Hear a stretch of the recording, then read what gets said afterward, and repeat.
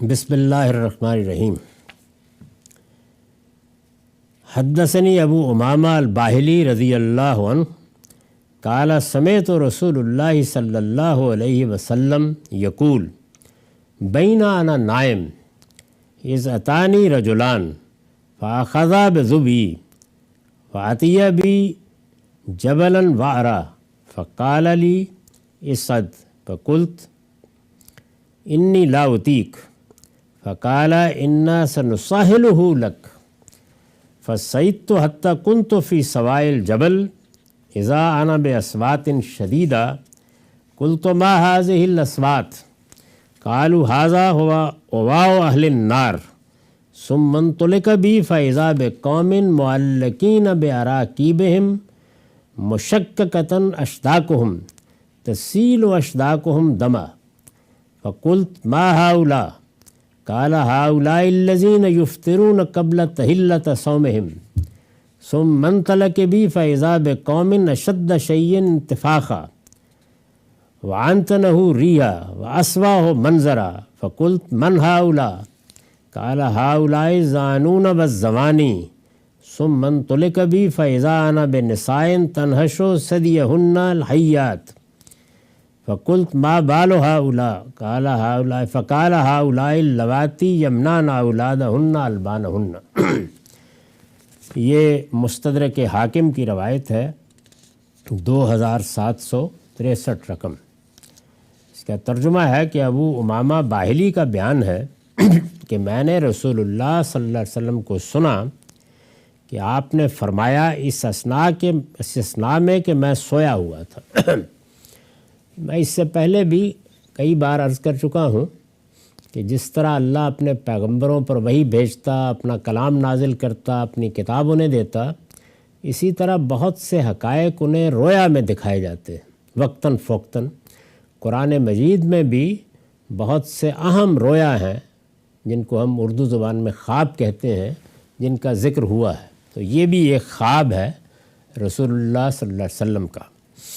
آپ نے فرمایا اس اثناء میں کہ میں سویا ہوا تھا، کیا دیکھتا ہوں کہ دو آدمی آئے، انہوں نے مجھے بازوؤں سے پکڑا اور ایک ایسے پہاڑ کے پاس لے گئے جو سخت متوحش کر دینے والا تھا۔ خواب میں ظاہر ہے کہ جو تصویریں آتی ہیں ان میں یہ سب چیزیں عام لوگوں کو بھی پیش آتی ہیں۔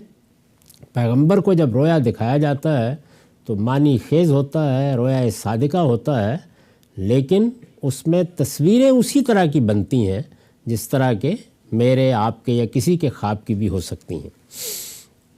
اس اثناء میں کہ میں سویا ہوا تھا، کیا دیکھتا ہوں کہ دو آدمی آئے، انہوں نے مجھے بازوؤں سے پکڑا اور ایک ایسے پہاڑ کے پاس لے گئے جو سخت متوحش کر دینے والا تھا۔ آپ نے سنا ہوگا کہ بعض اوقات لوگ بیان کرتے ہیں اپنے رویا یا خواب، تو کہتے ہیں کہ میں ایک جنگل میں جا رہا تھا، ایک طوفان تھا، آسمان سے بارش ہو رہی تھی۔ تو اسی طرح کی کیفیت آپ نے خواب میں محسوس کی کہ کچھ لوگ آئے ہیں، انہوں نے مجھے پکڑا ہے اور ایک پہاڑ کے پاس لے گئے ہیں، اور وہ پہاڑ بھی بالکل ویران بیابان، نہ آدم زاد، سخت متوحش کر دینے والا تھا۔ پھر کہنے لگے اس پر چڑھ جاؤ۔ میں نے کہا کہ مجھ میں اتنی طاقت نہیں ہے، یعنی اب یہ رویا میں، خواب میں یہ گفتگو ہو رہی ہے، مجھ میں اتنی طاقت نہیں ہے۔ دونوں نے جواب دیا ہم آپ کے لیے آسانی پیدا کیے دیتے ہیں، یعنی مشکل نہیں ہوگی، آپ چڑھیے، ہم کچھ مدد کر دیتے ہیں۔ چنانچہ میں نے چڑھنا شروع کیا اور پہاڑ کے بیچ میں پہنچ گیا۔ اچانک میں نے دیکھا کہ بڑی شدت کی آوازیں آ رہی ہیں۔ میں نے پوچھا یہ کیا آوازیں ہیں؟ انہوں نے بتایا کہ یہ دوزخیوں کی چیخم داڑ ہے۔ اس سے پہلے بھی بعض ایسی روایتیں آ چکی ہیں کہ جس میں رویا میں یا خواب میں تمثیل کے انداز میں رسول اللہ صلی اللہ علیہ وسلم کو دوزخ جنت دکھائی گئی ہے۔ اس میں جو مناظر ہیں وہ ایسے ہی ہے کہ جیسے آپ کسی چیز کی شناخت یا کسی نعمت کے غیر معمولی پہلو کو بیان کرنے کے لیے ایک گویا تمثیل بنا کے یا تصویر بنا کے آپ چیزوں کو دکھا دیتے ہیں۔ یعنی یہ کوئی حقیقی جنت یا حقیقی دوزخ نہیں ہے، بلکہ جو دنیا میں ہم کام کرتے ہیں اس کے نتائج جس طرح کے وہاں سامنے آئیں گے ان کی تمثیل ہے، یہ بتانا مقصود ہے۔ تو یہ کیا واضح ہے؟ انہوں نے بتایا کہ یہ دوزخیوں کی چیخم داڑ ہے۔ پھر مجھے آگے لے جایا گیا تو میں نے دیکھا کہ سامنے کچھ ایسے لوگ ہیں جنہیں ان کی کوچوں سے باندھ کے لٹکایا گیا ہے، یعنی جس طریقے سے جانور کو آپ لٹکا دیتے ہیں دونوں پاؤں باندھ کر الٹا، تو اس طرح لٹکے ہوئے ہیں، باندھ کے لٹکایا گیا ہے، ان کے جبڑے چیر دیے گئے ہیں اور ان سے خون بہہ رہا ہے۔ یعنی یہ آپ نے وہاں پہ تصویر دیکھی۔ میں نے پوچھا یہ کون ہے؟ انہوں نے بتایا یہ وہ لوگ ہیں جو روزہ پورا ہونے سے پہلے اس کو توڑ دیا کرتے تھے۔ یعنی اللہ کی ایک بڑی عظیم عبادت ہے روزہ رکھا اور اس کے بعد اس کو جانتے بوجھتے توڑ دیا، اللہ کی نافرمانی کرتے ہوئے توڑ دیا۔ یہ معلوم ہے کہ جب رسول اللہ کے زمانے میں بھی کسی شخص نے یہ کہا تو آپ نے ایک بڑا کفارہ اس کو بتایا کہ یہ روزہ توڑ دے۔ ایک ہے روزہ نہیں رکھا کسی وجہ سے، رکھ کے توڑ دیا۔ تو فرمایا کہ میں نے دیکھا تو مجھے بتایا گیا کہ جو روزہ پورا ہونے سے پہلے اس کو توڑ دیا کرتے تھے۔ پھر وہ اور آگے لے گئے تو کیا دیکھتا ہوں کہ کچھ لوگ ہیں جن کے جسم بری طرح پھولے ہوئے ہیں، ان سے سخت بدبو اٹھ رہی ہے اور وہ بڑا ہولناک منظر پیش کر رہے ہیں۔ میں نے پوچھا یہ کون ہیں؟ انہوں نے بتایا یہ زنا کرنے والے مرد اور عورتیں ہیں۔ پھر مجھے آگے لے جایا گیا تو کیا دیکھتا ہوں کہ سامنے کچھ عورتیں ہیں جن کی چھاتیوں کو اژدہے ڈس رہے ہیں۔ میں نے پوچھا ان کا کیا معاملہ ہے؟ لے جانے والے نے بتایا یہ وہ عورتیں ہیں جو بچوں کو اپنے دودھ سے محروم رکھتی تھیں۔ یعنی یہ گویا جو بظاہر لگتا ہے کہ بعض چھوٹی چیزیں ہیں بعض بڑی چیزیں ہیں، لیکن ان کے نتائج اس طریقے سے اس رویا میں یا خواب میں دکھائے گئے۔ اس پر میں نے ایک نوٹ لکھا ہے کہ یہ رسول اللہ صلی اللہ علیہ وسلم کا رویا ہے، یعنی یہ سمجھ لینا چاہیے کہ یہ حقیقی جنت اور حقیقی دوزخ نہیں ہے، بلکہ اس کی تمثیل ہے جو خواب میں دکھائی گئی۔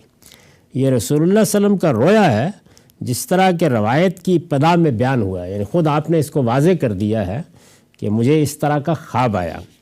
انبیاء علیہم السلام کو اس طرح کے رویا اس لیے دکھائے جاتے ہیں کہ ان کے حوالے سے وہ لوگوں کو آخرت کے عذاب سے ڈرائیں۔ یعنی مقصد یہ ہوتا ہے کہ ایسی تصویریں دکھائی جائیں کہ جب وہ ان کو بیان کریں تو لوگ یہ سمجھیں، جیسے کہ اسراء کے واقعے میں یہ ہوا نا کہ رسول اللہ کو 50 نمازیں دکھائی گئیں، حقیقت میں تو 5 ہی نمازیں ہیں، تاکہ نماز کی حقیقت واضح کی جائے۔ تو یہاں گویا اللہ کی جزا و سزا کی حقیقت واضح کی جانی ہے، تو اس کو ظاہر ہے کہ بہت ایکسٹریم پر ہی دکھایا جائے گا کہ اللہ کی گرفت ایسی ہو سکتی ہے۔ ان کے حوالے سے وہ لوگوں کو آخرت کے عذاب سے ڈرائیں۔ ان میں جو سزائیں دکھائی جاتی ہیں وہ تمثیلی ہوتی ہیں، یعنی وہ حقیقی نہیں ہوتی، تمثیلی ہوتی ہیں، بالکل اسی طرح جیسے ہم خواب میں بہت سی چیزیں تمثیل کے پیرائے میں دیکھتے ہیں۔ ان سے مقصود یہ ہوتا ہے کہ لوگ ان کو سن کر آخرت میں اللہ تعالیٰ کی عقوبت کا کچھ اندازہ کر لیں اور ان جرائم سے باز رہیں جن کی یہ سزائیں دکھائی گئی۔ یعنی عورتیں ہوں مرد ہوں، وہ اپنی ذمہ داریوں کو سمجھیں، اپنی زندگی کے اخلاقی تقاضوں کو سمجھیں، اور اس سے ایک طرح سے اللہ تعالیٰ کی عقوبت کا ایک تصور ان کے سامنے آئے کہ پروردگار اگر چاہے، جیسے وہاں تھا کہ اگر وہ چاہے تو 50 نمازیں تم پر فرض کر دے اور چاہے تو اس طرح الٹا لٹکا دے، تو اس لیے باز رہو اس سے، اس کی سزائیں اس سے مختلف ہی ہوں گی، کمی ہوگی، وہ رحم ہی فرمائے گا، معافی کرے گا، لیکن یہ سمجھ لو کہ اگر وہ دے تو یہ جرائم ایسے ہیں جن کا تم نے ارتکاب کیا۔ وآخر دعوانا الحمدللہ رب العالمین۔